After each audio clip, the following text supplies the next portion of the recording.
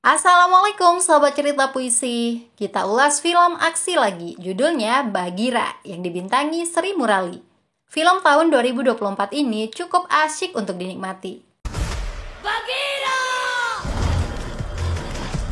Tidak lupa mimin sapa dulu para penonton tercinta, di antaranya Febri Martias di Padang, Randy di Pangalengan, Ibet di Bandung, Kiki di Banten, Said di Sulawesi Tengah, Rado Steel di Karawang, Zain di Kampung Gadang Banjarmasin, Mas B di Blora Jawa Tengah, Muzamil di Madura, Asnawi di Depok, Endus di Kalimantan Timur, Jeff Yahukimo di Papua, dan semuanya dimanapun berada. Selamat menonton ya.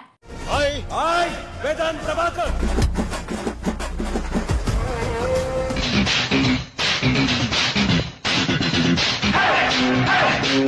Let's talk about our Indian legend. Sejak kecil, Vedan Prabhakar bercita-cita menjadi pahlawan super seperti Batman, Superman, Spiderman, dan lain-lain. Ibu Vedan yang seorang guru menyadarkan putra tunggalnya itu bahwa pahlawan super tidak ada dalam dunia nyata. Mereka hanya bisa ditemukan dalam komik dan film. Menurut sang ibu, semua orang bisa menjadi pahlawan super, tapi tanpa memiliki kekuatan super. Salah satunya ayah Vedan, Prabhakar yang bekerja sebagai polisi. Nah, siapapun yang hidup untuk orang lain adalah pahlawan super. Ayahmu juga pahlawan super karena berani menghadapi penjahat secara langsung. Jelas Ibu Vedan. Kini cita-cita Vedan ingin menjadi polisi seperti ayahnya agar bisa disebut pahlawan super. Vedan tidak akan gentar melawan penjahat manapun. Bertahun-tahun kemudian, Vedan yang sudah dewasa berhasil lulus Akademi Kepolisian dengan meraih medali emas. Vedan resmi disumpah menjadi seorang polisi. I, Vedan Prabhakar, and with impartiality, faithful, that I'll be faithful, and do swear.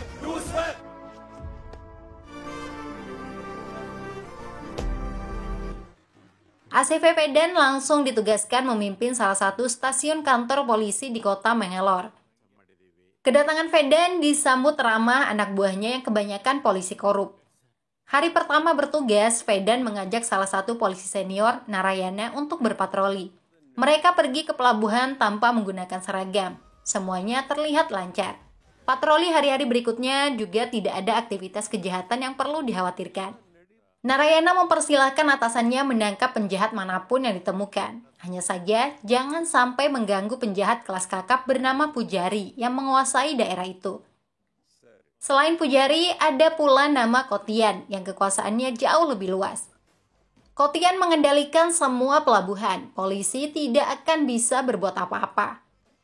Selama ini polisi dan penjahat bekerja sama cukup baik.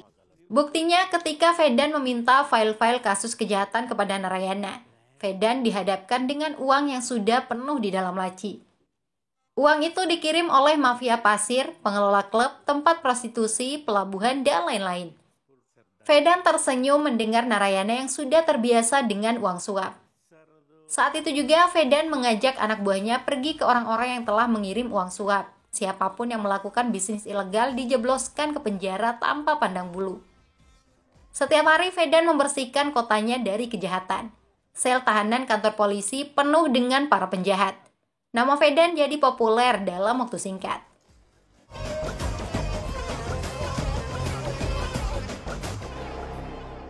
Kesibukan sebagai polisi membuat Vedan lupa mencari calon istri. Ayahnya Prabhakar yang juga polisi terpaksa turun tangan. Vedan diajak untuk melihat calon istri. Mereka pergi berdua karena ibu Vedan sudah lama meninggal. Gadis yang ditemui bernama Sneha. Dia berprofesi sebagai dokter di sebuah rumah sakit.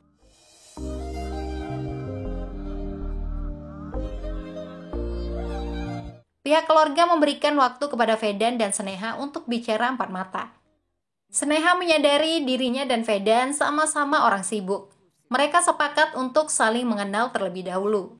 Jika nantinya merasa cocok, hubungan bisa dilanjutkan. Tapi jika sebaliknya, mereka akan berpisah secara baik-baik. Sejak saat itu, Vedan dan Sneha sering bertemu dan menghabiskan waktu bersama. Sifat masing-masing jadi lebih diketahui.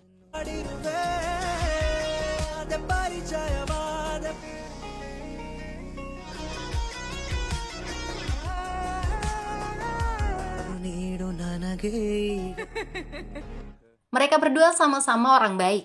Contohnya ketika ada wanita yang akan melahirkan, mereka bekerja sama memberikan bantuan tanpa pamrih. Setelah saling mengenal, Sneha memberitahu ayahnya bahwa dia menyukai Vedan. Begitu pula sebaliknya, Vedan mencintai Sneha. Mereka pun bertunangan.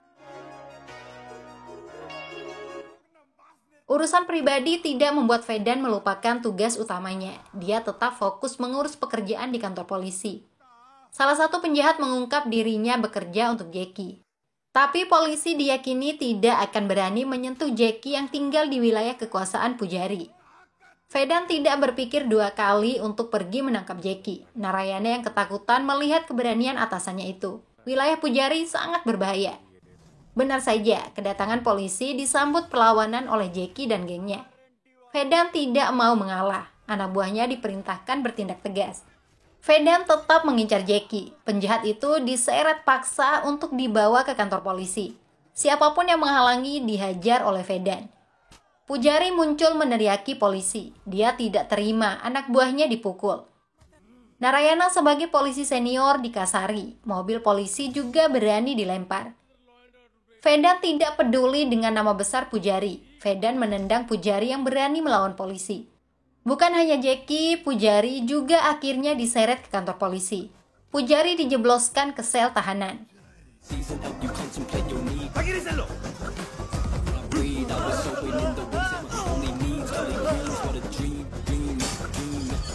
Keberanian Vedan patut diacungi jempol, tapi tidak lama komisaris polisi menelpon. Vedan diminta segera datang menghadap. Tindakan Vedan dinilai telah melampaui batas. Saya bangga kamu sudah meningkatkan citra kepolisian. Itu sudah cukup, jangan lanjutkan lagi, ucap komisaris. Vedan bingung dengan pernyataan atasannya itu, apalagi Vedan diminta melepas Pujari. Kamu kan suka jadi pahlawan, kamu senang tampil di koran dan TV. Saya bisa atur itu. Silahkan tangkap beberapa orang dan bunuh mereka. Tapi lakukan apa yang saya katakan, tegas komisaris. Vedan diingatkan untuk tidak bertindak semaunya. Institusi kepolisian hanya bagian kecil dari sebuah sistem. Sudah seharusnya orang-orang yang ada di dalam sistem bekerja saling menguntungkan. Semua ucapan komisaris membuat Vedan kesal. Vedan tidak menyangka komisaris yang dikenal jujur ternyata telah menggadaikan idealismenya. Ayah Vedan, Prabakar yang merupakan anak buah komisaris, tiba-tiba muncul memarahi putranya. Vedan dianggap tidak menghormati komisaris. Padahal jabatan yang dimiliki Vedan saat ini berkat bantuan komisaris. Vedan kaget mengetahui itu. Ternyata penugasannya saat ini bukan karena lulusan terbaik di akademi. Ayahnya telah membayar 50 lak sehingga Vedan memiliki jabatan di kepolisian. Angka itu jauh lebih murah. Orang lain belum tentu bisa mendapatkan jabatan seperti Vedan meski dengan uang 2 crore. Nepotisme membuat semuanya lebih mudah dan murah, tapi bukan hidup seperti itu yang diinginkan Vedan. Ayah, apakah ayah menerima suap selama ini? Tanya Vedan. Prabakar dengan jujur memberitahu bahwa semua polisi menerima suap. Praktik suap hal yang biasa di kepolisian. Vedan sangat kecewa dengan ayahnya. Sang ayah yang dianggap polisi jujur dan seorang pahlawan ternyata hidup dengan uang suap. Prabakar tidak mau disalahkan. Uang suap itulah yang telah membesarkan Vedan tanpa pernah kekurangan apapun. Saya penuhi semua kebutuhanmu sejak kecil. Saya sekolahkan kamu di tempat mahal. Gaji saya tidak akan cukup untuk membiayai semua itu, ucap Prabakar.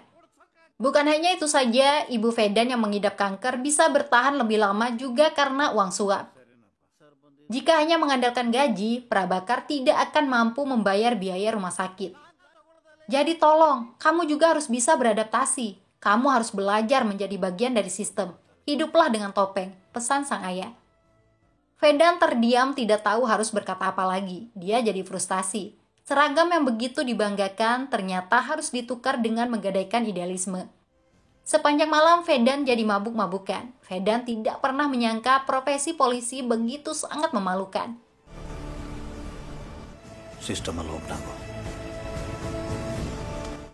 Keesokan harinya, Pujari yang sempat ditangkap Fedan sudah keluar dari penjara. Pujari jadi semakin merasa di atas angin.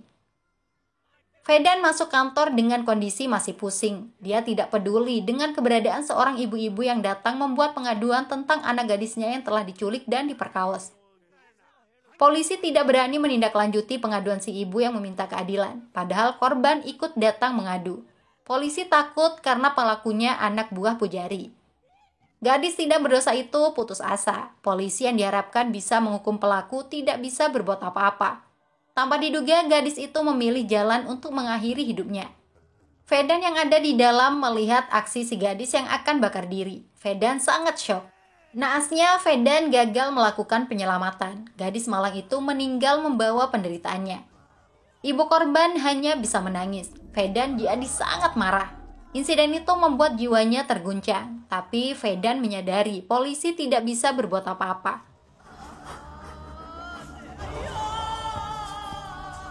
Dia meminta Narayana untuk membuat laporan bahwa gadis itu bunuh diri karena putus cinta. Tindakan Fedan bukan berarti pasrah. Fedan ingat dengan pesan ibunya. Jika seragam polisi tidak berguna karena terikat sistem, Fedan masih bisa memberikan keadilan tanpa seragam. Malam itu, Fedan pergi ke tempat para pelaku yang telah memperkaos korban dengan mengenakan cadar. Tanpa bicara apapun, Fedan memberikan hukuman setimpal. Seorang anak remaja yang ada di sana sampai ketakutan melihat aksi Fedan. Gaya Fedan begitu mengerikan. Fedan tidak menghajar mereka, tapi Fedan membunuh mereka semua dengan cara sadis dan bengis.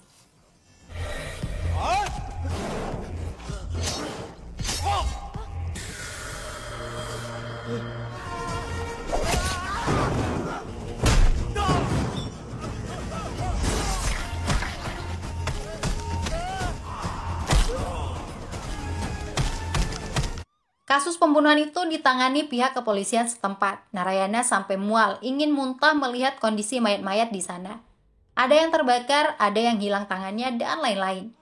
Polisi juga menemukan seorang anak remaja yang masih bersembunyi ketakutan di TKP. Anak itu menyebut pelaku pembunuhan hanya satu orang. Pelakunya dipanggil sebagai Bagira.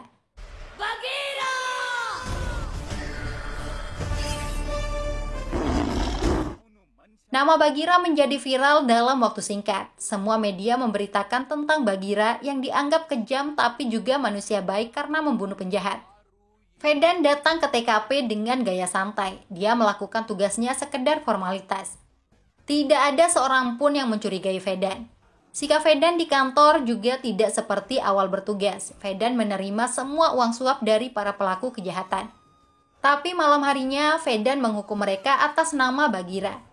Kepolisian tidak pernah serius menindaklanjuti pengaduan masyarakat. Fedan yang menyelesaikan semua itu di malam hari. Identitas Fedan tetap aman karena selalu mengenakan cadar bergambar singa. Kepolisian merasa sangat terbantu dengan aksi main hakim sendiri yang dilakukan Bagira. Berbeda halnya dengan Narayana yang curiga dengan atasannya. Lama-lama Narayana jadi yakin jika atasannya hanya pura-pura menjadi polisi korup. Narayana percaya orang yang menjadi Bagira adalah ACP Fedan. Mengingat setiap pengaduan masyarakat selalu saja diketahui Bagira dan diselesaikan malam harinya. Dalam diamnya, Narayana bangga kepada Fedan. Aksi Bagira semakin menggila. Jumlah penjahat yang dibunuh terus bertambah. Pujari dibuat tidak berdaya. Bagira menjadi momok menakutkan bagi para penjahat. Berbeda halnya di media. ACP Fedan yang sebenarnya Bagira ditulis sebagai polisi korup. Berita negatif tentang Fedan mengganggu Seneha. Fedan berkali-kali ditelepon tapi tidak diangkat. Seneha sampai melabrak Fedan ke rumahnya. Fedan terlihat tidak peduli dengan Seneha. Secara belak-belakan, Fedan mengaku tidak ingin berhubungan dengan Seneha lagi. Ucapan Fedan membuat ayahnya dan Seneha kaget.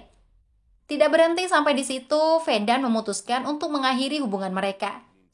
"Saya tidak ingin menikah denganmu. Kita jalani saja hidup masing-masing," tegas Fedan. Seneha berusaha tegar menerima keputusan Fedan. Seneha juga tidak menyukai perubahan Fedan yang dari idealis menjadi polisi korup. Mereka berdua resmi berpisah. Sementara itu, di luar wilayah kewenangan Fedan, seorang wartawan koran idealis, Ranggana, berani menulis berita tentang berbagai kejahatan Pujari. Tapi atasannya di kantor tidak mau menerbitkan berita itu karena bisa mengundang bahaya. Ranggana justru dilaporkan ke Pujari. Malam itu juga, Pujari bersama anak buahnya mendatangi rumah Ranggana. Wartawan idealis itu dibunuh tanpa bisa melawan. Untung saja istri dan anaknya tetap dibiarkan hidup. Kasus pembunuhan itu ditangani oleh petugas polisi bernama Sidi. Putra Ranggana ingin memberitahu Sidi bahwa ayahnya dibunuh oleh Pujari. Tapi sang ibu menutup mulut anaknya. Masyarakat sekitar juga tidak ada yang berani buka mulut. Sebenarnya semua orang tahu bahwa Pujari adalah pelakunya. Hanya saja mereka takut bicara jujur.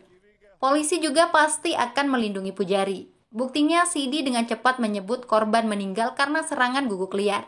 Kata-kata Sidi membuat hati istri Ranggana semakin terluka dan berduka. Fedan mengetahui informasi tentang pembunuhan Ranggana dari Narayana. Malam harinya, Fedan beraksi menggunakan identitas Bagira untuk membunuh Pujari dan Sidi. Kedua orang itu layak dihukum mati. Ketika polisi datang ke TKP, putra Ranggana menyebut pelakunya adalah guguk liar. Masyarakat juga memberikan kesaksian yang sama, persis seperti ucapan Sidi sebelumnya. Kematian Pujari bukan berarti kejahatan telah berakhir. Masih ada penjahat yang lebih besar bernama Kotian. Orang-orang itu tidak takut dengan adanya Bagira yang menjadi pelindung masyarakat. Kotian ditugaskan bosnya untuk menyelesaikan tugas yang diberikan. Jika gagal, bosnya akan datang langsung membunuh Kotian. Ancaman itu membuat Kotian bergerak cepat. Semua jaringannya di India digerakkan. Mereka menculik banyak anak-anak hingga orang dewasa untuk diperdagangkan. Masyarakat yang kehilangan anggota keluarganya datang mengadu ke kantor polisi. Dalam 3 hari, tercatat ada 87 orang yang hilang. Fedan memberikan perhatian khusus karena hal semacam itu bukan kasus hilang biasa. Petunjuk yang didapatkan nomor HP salah satu korban terakhir aktif di kawasan pelabuhan yang dikuasai Kotian. Fedan pergi ke pelabuhan di malam hari sebagai Bagira. Rupanya di sanalah orang-orang yang telah diculik dikumpulkan. Fedan berusaha melumpuhkan para penculik. Tapi Kotian dan anak buahnya sudah mempersiapkan diri dengan baik. Fedan cukup kerepotan karena lawannya menggunakan senjata api. Bahkan Fedan terkena tembakan. Fedan sadar diri tidak akan bisa menang. Dia memilih untuk kabur melarikan diri ke laut. Dalam kondisi terluka, Fedan berhasil sampai ke rumah mantan tunangannya, Sneha yang seorang dokter. Di sanalah Fedan pingsan tidak sadarkan diri.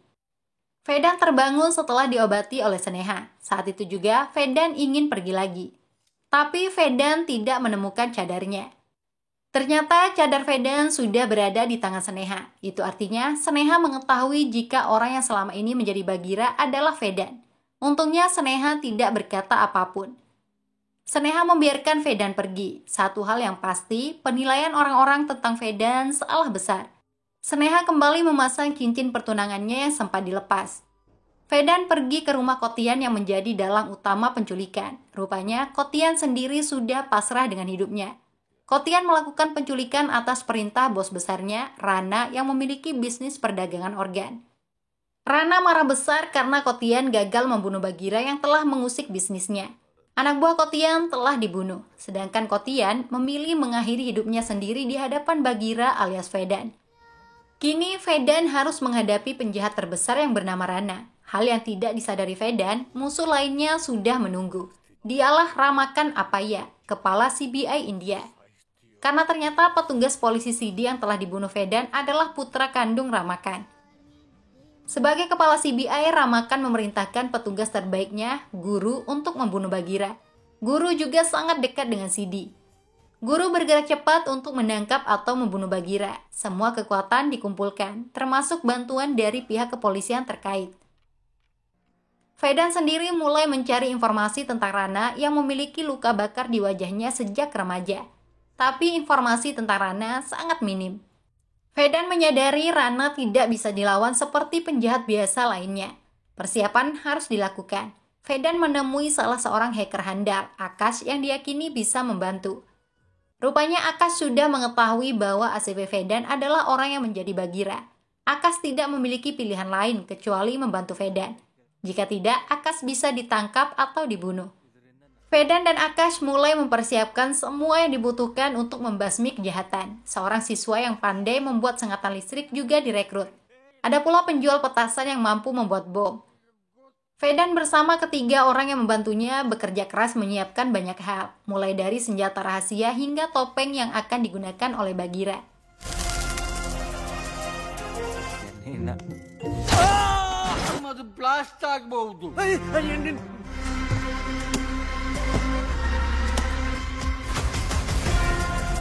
Di waktu yang bersamaan, petugas CBI terus mencari keberadaan Bagheera. Mereka kesulitan mendapat informasi. Masyarakat juga lebih mendukung Bagheera yang dianggap sebagai pahlawan penumpas kejahatan. Guru memanggil Fedan dan anak buahnya. Mereka diomeli karena bersantai-santai. Padahal di kota mereka ada pembunuh bernama Bagheera yang sangat meresahkan. Fedan bosan mendengar ceramah guru. Dia meminta izin pergi untuk mengurus mobil baru yang sudah dibeli. Guru yang mengetahui Fedan seorang polisi korup hanya bisa geleng-geleng kepala. Setelah pulang ke rumah, Fedan menemukan Sneha ada di sana. Sneha tidak mau pergi meski diusir. Sampai-sampai Fedan terpaksa menampar Sneha.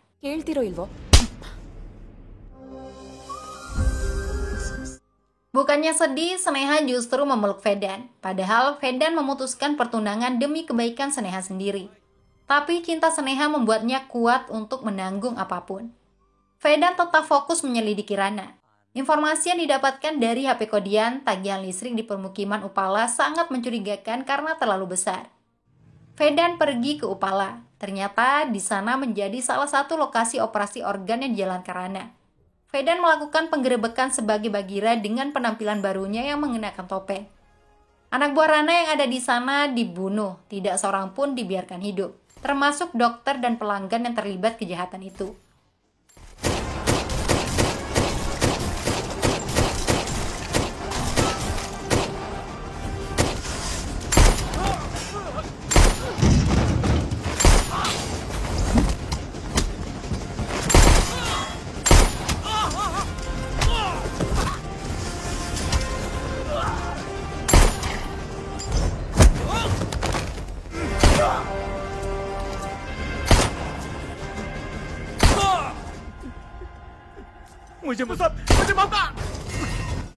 Fedan berhasil menyelamatkan puluhan korban. Guru datang untuk mencari petunjuk tentang Bagheera.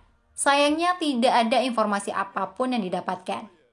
Fedan sendiri terus bergerak. Beberapa lokasi yang menjadi tempat operasi pertukaran organ diserang. Senjata, bom, dan berbagai alat yang diciptakan meluluh lantakkan anak buah Rana dan bisnisnya.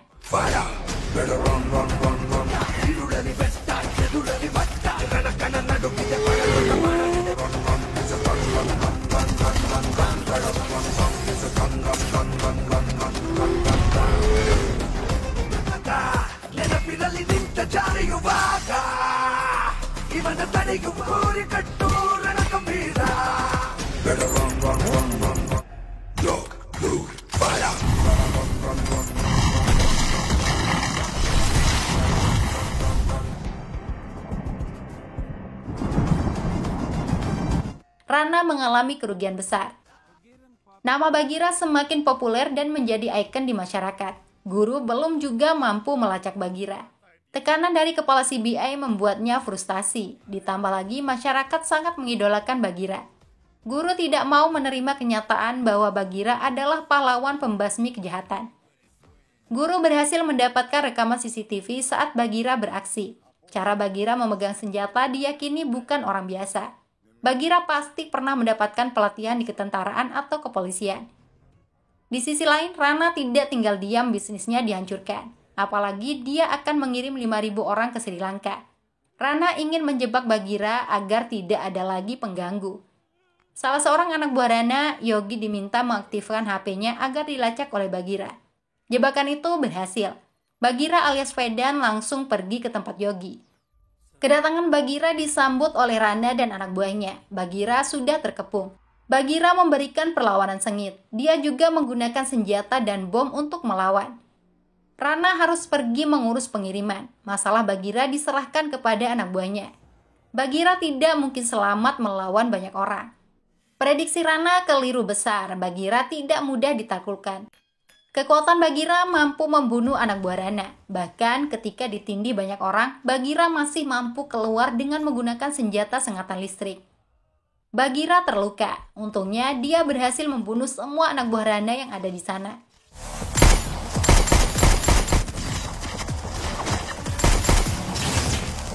ಬಾಣ ಹೋಗೋಣ.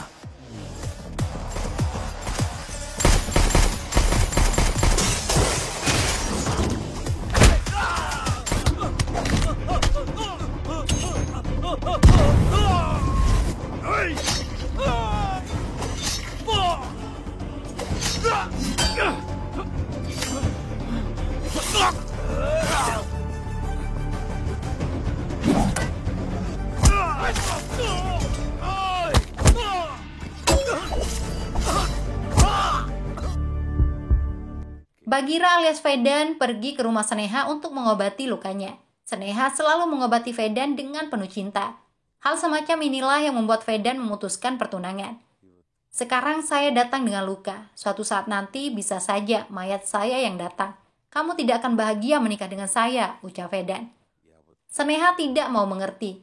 Sneha justru bangga jika bisa menemani Vedan yang mewakafkan hidupnya membasmi kejahatan. Bagi Sneha, bisa menjadi istri Vedan akan sangat membahagiakan meski hanya sehari.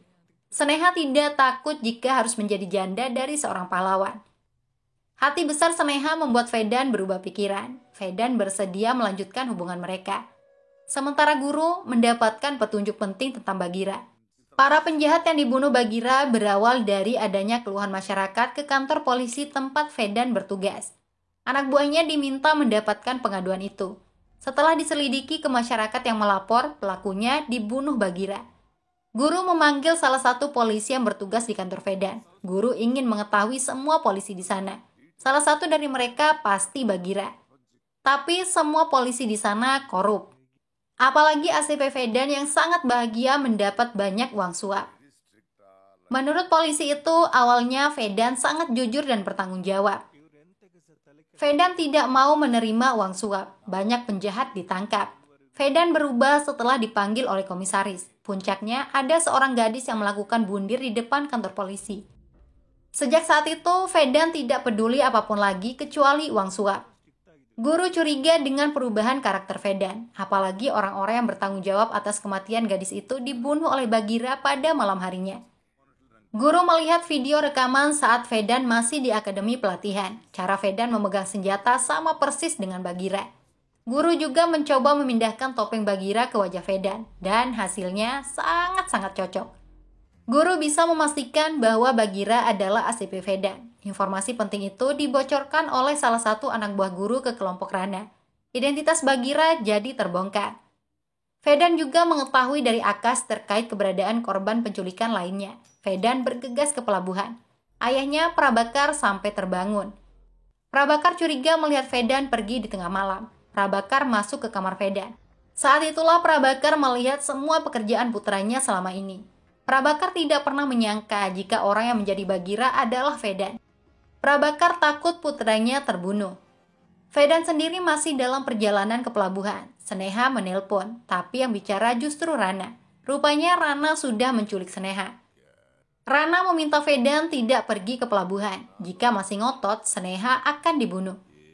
Silahkan kamu putuskan sendiri, mau menyelamatkan gadismu atau menyelamatkan 50 orang yang ada di pelabuhan, ujar Rana. Ancaman itu bukan sekedar omon-omon. Rana menyakiti kaki Sneha. Jeritan Sneha yang kesakitan membuat Vedan bergerak cepat. Rana terus menyiksa Sneha untuk mempermainkan Vedan. Setelah disiksa, Sneha justru tertawa. Sneha yakin Vedan tidak akan datang. Vedan pasti lebih mengutamakan 50 nyawa daripada Sneha seorang diri. Benar saja, Vedan sudah sampai pelabuhan. Sekitar 50 orang ditemukan ada di dalam kontainer yang akan tenggelam ke laut. Vedan berusaha mengangkat kontainer itu seorang diri. Sekuat tenaga, Vedan berjuang. Tapi di ujung telepon, Vedan mendengar suara Sneha yang dipukul oleh Rana. Setelah itu, suara Sneha tidak terdengar lagi, alias meninggal. Vedan sangat terpukul. Gadis baik hati itu kini sudah tiada. Meski begitu, Vedan tetap berusaha menarik kontainer ke atas. CBI datang untuk menangkap Vedan alias Bagheera. Untungnya pihak CBI masih memiliki hati. sehingga membantu Fedan terlebih dahulu mengangkat kontainer. Setelah 50 orang berhasil diselamatkan, CBI menangkap Fedan. Para korban penculikan yang telah diselamatkan sampai heran melihat pahlawan mereka ditangkap. Tapi guru tidak mempedulikan itu. Guru menugaskan anak buahnya untuk menembak mati Fedan di jalan daripada dibawa ke pengadilan. Petugas CBI yang bekerja untuk Rana akan menembak Fedan. Plot twist-nya, petugas itu yang terlebih dahulu ditembak oleh rekannya sendiri. Bukan hanya itu saja, 3 petugas CBI memberi hormat kepada Fedan. Ternyata tindakan mereka atas perintah guru. Diam-diam, tindakan Fedan yang membasmi kejahatan didukung penuh oleh guru. Selain itu, guru juga mengetahui tentang Rana yang melakukan bisnis human trafficking. Melalui telepon, guru meminta bantuan Fedan untuk menghentikan Rana. Fedan, saya butuh bantuanmu. Rana sedang mengirim 2.000 orang menggunakan kereta api ke pelabuhan Rameswaram. Kamu harus menghentikannya, ujar guru. Fedan bergerak cepat menyerang anak buah Rana di kereta api. Fedan melakukan semua itu seorang diri tanpa bantuan siapapun. Anak buah Rana dibunuh tanpa ampun. Fedan berkali-kali dipukul dari belakang, tapi bukan berarti Fedan akan kalah. Dia mengeluarkan senjata mematikan seperti Jet Li. Lawannya dibuat tumbang satu persatu. Pertarungan semakin sengit terjadi di atas kereta api. Tembak-menembak tidak terhindarkan. Fedan jauh lebih unggul. Satu-satunya musuh yang tersisa tinggal Rana. Duel besar terjadi.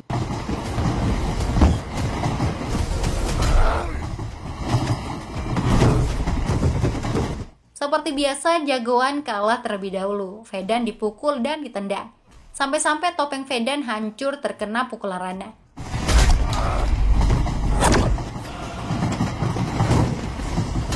Fedan tidak mau mengalah. Apalagi Rana telah membunuh Sneha. Fedan melampiaskan segala amarahnya. Tidak seharusnya Rana membunuh Sneha. Fedan kemudian mencabut nyawa Rana. Si paling jahat itu meninggal. Fedan berhasil menyelamatkan nyawa ribuan korban penculikan. Fedan menutup wajahnya agar tetap tidak dikenali. Biarlah Fedan alias Bagheera menjadi pahlawan rahasia. Fedan akan terus membasmi kejahatan atas nama Bagheera. Film selesai di sana. Sutradara sudah mengkonfirmasi akan ada Bagheera bagian kedua. Kita tunggu saja ya. Wassalam semuanya.